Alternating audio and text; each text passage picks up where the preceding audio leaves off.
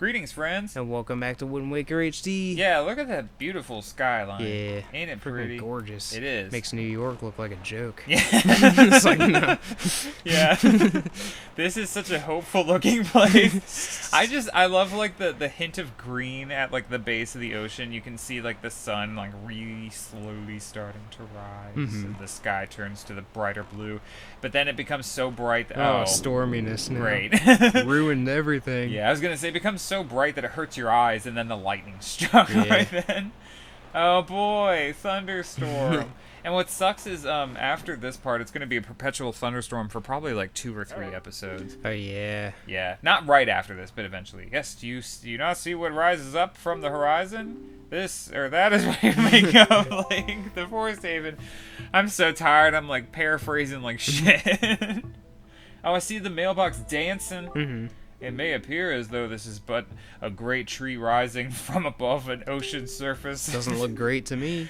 But it is a sacred place. It is inside this grotto that you will find the spirit of the earth, the great Deku tree. You must speak with the Deku tree and receive from him the sacred gem known as Farore's Pearl, or Farore, I don't know. I fear that Garden's vile hand may have already reached this most sacred of sanctuaries. Go forth with caution, Link. Actually, a tree growing out of the middle of the ocean would be pretty phenomenal. That would be, yeah. Kind of disturbing, though. I'd be like, is this like an alien tree? Yeah, because it looks like it's dead, too. Yeah. To my son superior, thank you very much for looking after my boy. This isn't much, but I hope you'll accept it all the same. I politely request you continue kindness toward my son, Kashiko, Baito's mother. You got a piece of heart for all that mail sorting we did last time. Yeah, the tree looks dead, but it's clearly still alive. There's greenery growing out of it. It's the top of it that looks dead. It looks like a big, like carved out shell of a tree. Looks like the Devil's Tower in Wyoming. Whoa, what is that? It's like really weird looking rock formation. It looks like a volcano, but I'm pretty sure the top of it's flat. I don't know if I've ever seen that or heard of it. It's really creepy looking. Yeah, so these dudes, you want to get some of these Boko Baba things. They're not like amazing. Well, actually, they give you blue potions, so they're kind of amazing. And I don't know, does the dude charge you money too? I don't think he does. It's just 4 seeds. Hit his neck. You know, the banana tongue. It's time to die. Damn. There you go. I don't know why Link kept missing his neck when he was like stiffing up like that. Yeah.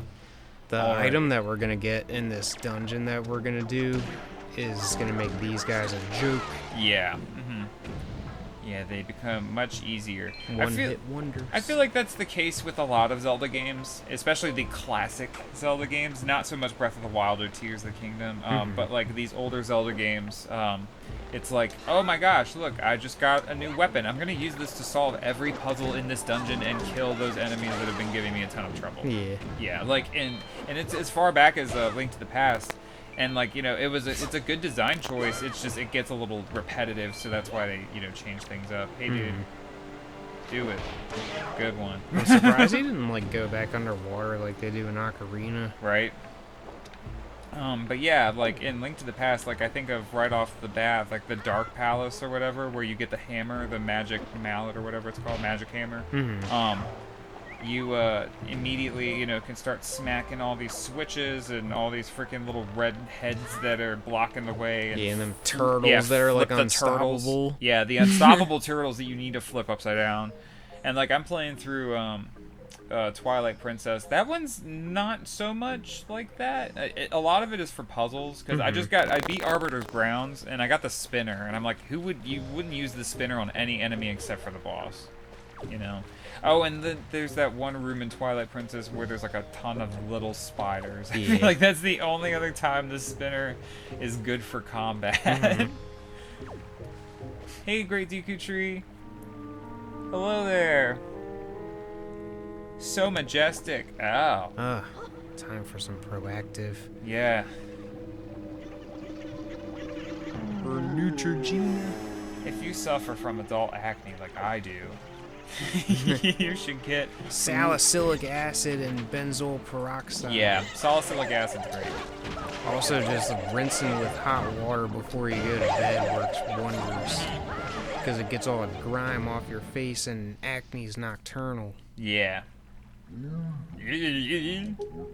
Although I have had breakouts that literally just happen during the day. Yeah. Fucking sucks. Yeah, you're like, where did this come from? Tiny in the morning, giant by night. Like, I hate you, skin. Mm-hmm. I must apologize. I was in error. I saw your clothing, and suddenly I felt a longing for an age gone by. That longing caused the ancient tongue to pass my lips. I am the guardian spirit of this forest haven, the Deku Tree. I owe you my thanks for your aid in ridding me of those foul creatures. Tell me, was it not the King of Red Lions, the bow who speaks, who led you to this place? No. It was him. So it is true. Then you must have come here because you have need of the Pearl of the Goddess. I see. I knew there was a reason the monsters had begun to congregate in the regions around my wood. Now I understand it. He has returned. Ganon has returned. In that case, we must make haste. Koroks, little children of the woods, this traveler is not your enemy. Let your hearts be at ease and show yourselves. I wonder if he's supposed to be like the Deku shrub from Ocarina of Time. I think he is. I'm pretty sure. The sprout or whatever. I think Nintendo said that he is, or a lot of people think that he is. And this is the Korok introduction. This is the first time they ever showed up. What do you call yourself? Link? Well then, Link, these are the Koroks, the spirits of the forest. Once upon a time, long ago, the Koroks took on human forms, but when they came to live on the sea, they took these shapes. Is this still the It Deku Tree might talking? be. Yeah. Now they fear people, but to me they will ever be cherished or be my cherished little children. As it happens, you have come just in time for a ceremony that the Koroks hold but once every year. It is about to begin. I shall grant the pearl to you once their ceremony is complete. I must apologize for the brief delay, but if the ceremony is not completed soon, an ill fate could befall us. So let it begin. Are you ready, my children? And Wind Waker was the first game with these guys. Mm-hmm. We are not, oh great Deku Tree. Something terrible has happened. It is Makar. Makar! It's Makar! What is the matter, Linder? You and Makar are always late. No, it is not that, oh great Deku Tree. Makar fell into the Forbidden Woods. What? The Forbidden Woods? I told him to be careful, but still Makar flew above the Forbidden Woods, and as he drew close to it... Foolish little Makar. Link, you have heard all this? The Forbidden Woods are right beside the hollowed island of our forest haven. Those woods, the whole region, is a vile place that is home to evil beasts, and now it seems they have taken a child of the forest named Makar. Your presence here is no mistake, I deem. The King of Red Lions likely expects great deeds of you. It is why he brought you here. I'm sorry to ask this of you, but can you go rescue young Makar for me? But great Deku Tree, people cannot fly through the air. Ah, yes, thank you, child. You are right. It is impossible to enter those woods from the sea, is it? Oh, it is not, whatever. Link, That was a weird phrasing. It was. Link, I would guess from your size that you are heavier than my Korok children, yet I think we may still be able to solve this dilemma. You must use the item I shall bestow upon you and fly through the sky. Insert fart sound effect. This is what it looks like when a tree takes a dump. Yep. Took a lot of effort for that one leaf. Oh. Humph. Forgive me, Link, but could you climb up to my crown and get the leaf from up there? You can't just wiggle a little and make it fall? I can't grab one of these leaves from the thing I'm standing on? Oh, wait, that's a lily pad. But any of these other ones? Oh, I think I saw the forest fairy. Yeah, look at this thing. So the forest fairy's kind of useless in this game because you don't need him for the deluxe pictograph. You can still catch it in a jar, though. Yeah. I don't know if it like sells for anything, a beetle ship or anything like that. Yeah, let me see. Come in here. Yeah. Yeah, so that's how you would get the deluxe pictograph in the original game. You just take it to Lenzo, and he's like, "Oh my God, is that a forest firefly? Yeah. Let me see that in your pictograph for a minute." Yeah, you do the first part of the thing that we did, where you take the pictures of the three dudes, you know, get all those, become his assistant, blah blah blah. Cool. And then after you do all of that, you would come here, get the forest firefly, then go back to Windfall way later because you can't for like a while, and then you would get the deluxe pictograph. Yeah, so I like that they streamlined it a bit, but it makes the forest fairy kind of weird because I don't know if you can sell it or if it heals your hearts. Yeah, or it'd be anything. cool if Beetle was like, "Ooh, a forest firefly, I love bugs," or Yeah. whatever. Wow, you're quite good at that, Mr. Knight. Just keep doing that until you get all the way up to the top. If you shoot out facing the wrong direction, don't panic. If you don't tilt L in any direction, you'll land safely back in the Baba Bud. Oh yeah, that's true.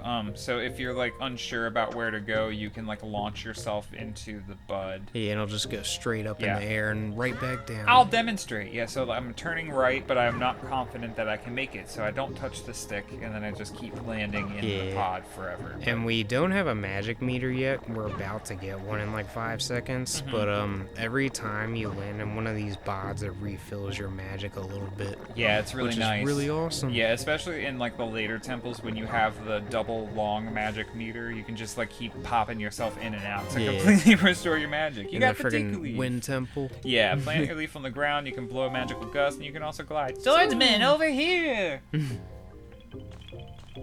Please, you must fly from over there to here using your Deku leaf. Okay, and I'm gonna equip it on the button that we use for the glider in Tears of the Kingdom and Breath of the Wild. If you go straight ahead, Over that way? that might be where the Nintendo Gallery is. I can't remember for sure. I'm not gonna go over there yet. Like, I'm not gonna fly over there, but I will, like, take a peek out here and see what's up. And I'm pretty sure the dude who wants the Boko Baba seeds is, like, near the bottom. Yeah, he's like at up, the very bottom. up on a little ledge. Yeah, there's the Nintendo Gallery. And I forget how you open it. There's a switch, and we'll take, you know, some of these cool boss figurines and like special characters over there, but I'm not pressed about getting like every single NPC. Yeah. Because it's dumb. Yeah, I think if you go back in here, straight across, there's another ledge with a switch or something like that, but then to the right is where the Forbidden Woods is. Gotcha. Yeah, the patch of grass with the arrow on it is where the Forbidden Woods is. I don't know if I'm. I think you can make it. Can I? Yeah, you're good. Yes. Sweet. And you said that this is where the switch thingy would be? I think it is, or there might be something else. There might be a treasure chart out there, actually. I think there is a treasure chart. A treasure chart. A treasure chart? Oh my god. I can't wait. Oh. Here, wait, let me get the telescope out. Zoom in with that. Oh no, that's towards the Forbidden Woods. Yeah, you would take that and then go over there. Yeah, I remember this is one of the treasure charts that I always miss because it's just like I always go for the Forbidden Woods or the Nintendo Gallery, but then I don't turn around. Yeah. And see, there's a third way out. Yeah, and it's a little out of the way. Yeah. You know. But we're trying to get most or all of them.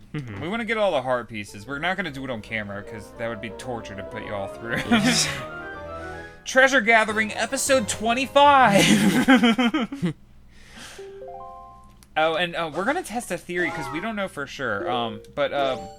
That didn't mean to do that. That chart that we got might actually be here on this island. I'm not positive, though. Yeah, so we weren't sure because we actually passed 2 islands. This one and this one right here. There's a dragon roost, and we didn't see the beams of light. So we don't know if keeping the chart shut doesn't make the light appear.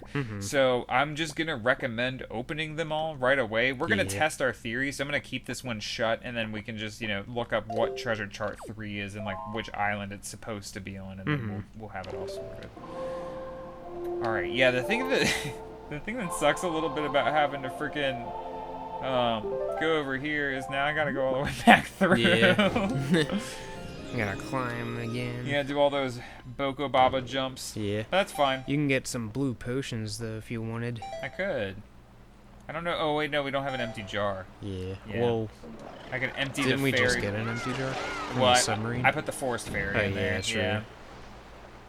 Yes, drop your seed. And a lot of enemies will drop the thing they always do. Like the chew jellies almost always drop their jelly. These dudes almost always drop the Boko Baba seed, so you don't have to freaking use the grappling hook every time. But Bokoblins don't always drop joy pendants, and Moblins don't always drop skull necklaces, but moblins do pretty frequently drop orbs. They do, which will have a skull necklace. Yeah.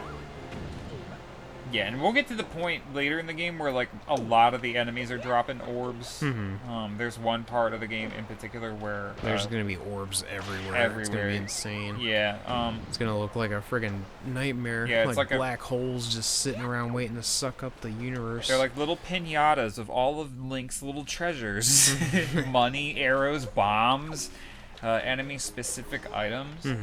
They're kind of cool.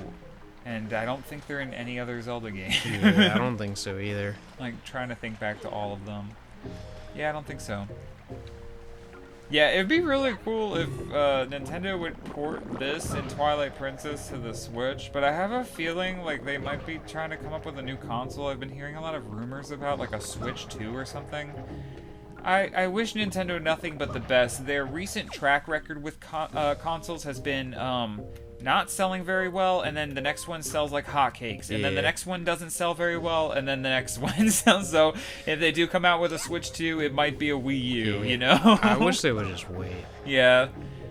I wish they would wait, and then I kind of wish they would go back to, like, discs, but I don't know. Like, the cartridges do have fast as shit load times, for the most part. Yeah. You know, some games are worse than others. But clearly, you know, the Switch was not as powerful as, like, the PS4, although a lot of Nintendo's first-party games have amazing art direction, so it's like you can't even tell. But, like, you know, if you try to run a PS4 game and a Switch game side by side, usually it doesn't bode so well for the Switch. Yeah.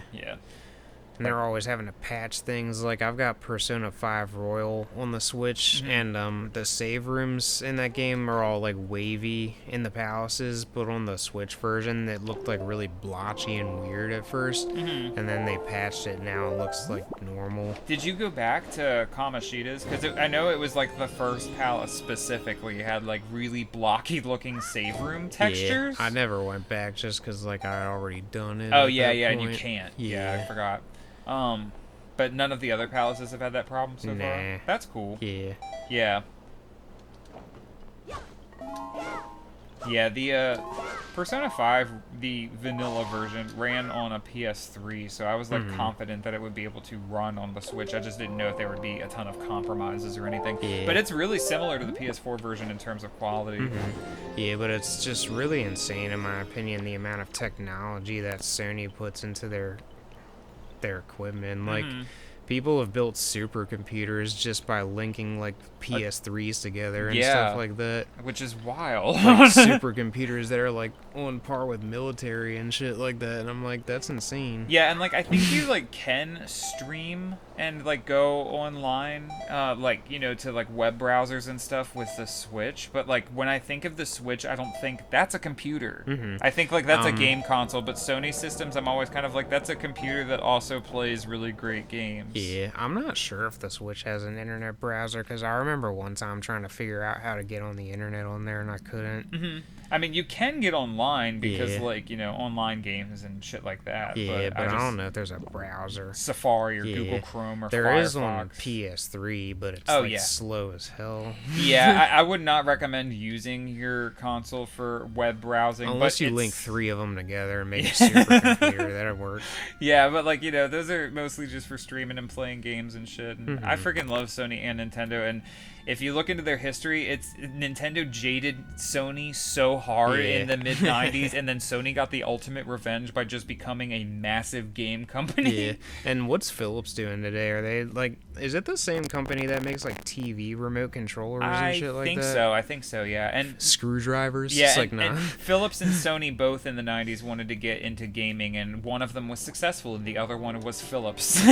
So, you know, and a lot of people are like, oh, I hate, you know, console exclusives, it's killing the market. I'm like, not really. I'm like, because Sony and Nintendo have been putting out great shit for the last, like, forever, but, like, the last 5 years specifically have been really great for both companies, and I'm like, that's not a bad thing at all. Yeah, but I'm gonna go ahead and call the episode. Thank you guys for watching, and we hope you'll join us next time where we take on this dungeon. Bye-bye. Have a good one.